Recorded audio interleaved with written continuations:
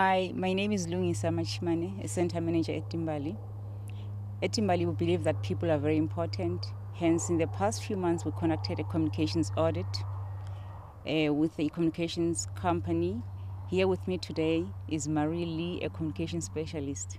Marie, please tell us what the process of research entailed and who was involved. Lungisa, it was a 2-month process. We started with focus groups with your leadership and your management to just establish the need for the research. From there, we developed some questionnaires. We used 2 methods to survey different audiences. We surveyed 6 audiences, including the on-site farmers here at the Timbali premises, but also numerous off-site farmers throughout Mpumalanga and Limpopo. We also surveyed your board, your employees, then your funders, very important, and then general partners and stakeholders.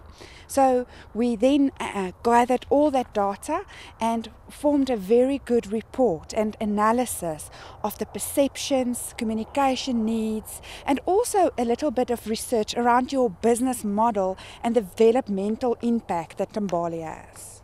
What were the main findings of the research? Our main findings was that you really have a very positive effect as Timbali. 100% of your stakeholders that did respond on all the groups recognized Timbali's brand. They were all, also 97% of them, stated that they want to work with Timbali in the future.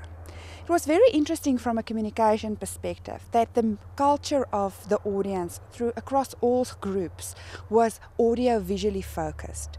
Timbali to date has been communicating a lot with print and words and letters and reports. And this is also part of why we are doing this video now, because we want to immediately address the need of the audience for audio-visual communication. I'm very pleased to also report that Timbali scored extremely high on our internal communication effectiveness scorecard. We've conducted 31 audits in the past 6 years and have a benchmark that we now measure our clients' communication against. And on almost all of those internal scorecards, making intelligent decisions, having a healthy internal communication environment, sharing your vision and using systems to make communication easy, Timbali scored very high. With regards to the development aspect, the results showed us 2 very interesting points that we would like to address in the next 6 months. The first one of that is the unintended consequence of development. We surveyed both the off-site and the on-site farmers. And their motivation for farming and their motivation for engaging with Timbali as an assistant to their businesses are very different. The on-site farmers are really driven by emotive motivations. They said, we farm because we love it, we farm because we are passionate, but the realities of farming didn't come through in their motivations. On the other hand, the off-site farmers reported the realities of business. They farm to put food on the table, to survive. So what we need to do is to really bring those 2 in balance with all these audiences and make people understand that it's not just money or passion that pays the bills and make a farmer successful. The next issue is the cost of development issue. You pay to get educated, and Timbali receive grants for the purpose of developing people. Farming in itself does generate some form of income, but what makes Timbali unique is that cost and that investment into people. And it's very important for people to understand that aspect of the model.